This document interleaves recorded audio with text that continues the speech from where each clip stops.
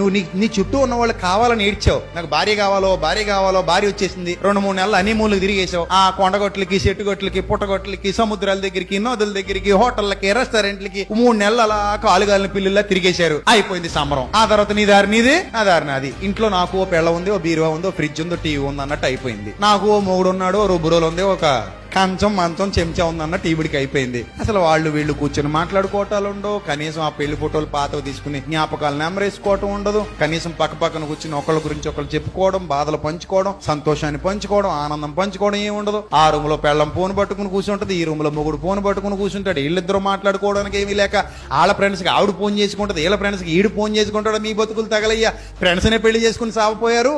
మీరిద్దరు పెళ్లి చేసుకుని మీరు మాట్లాడుకోకపోతే మీ ఇద్దరు ఒక కొంపలో కూర్చుని కాపురం ఏం చేయమలా పెడతారు, నాకు అర్థం కాదు. అవునా కదా? ఇది ఈ రోజు పరిస్థితి. కానీ ఆ పెళ్లి అయ్యేంత వరకు పడి చచ్చిపోతారు. తొందరగా చేసేసుకో. ఆ 3 నెలలు ఎలగబెట్టాయి, ఆ తర్వాత మూలనెట్టాయి, అంతే మరి.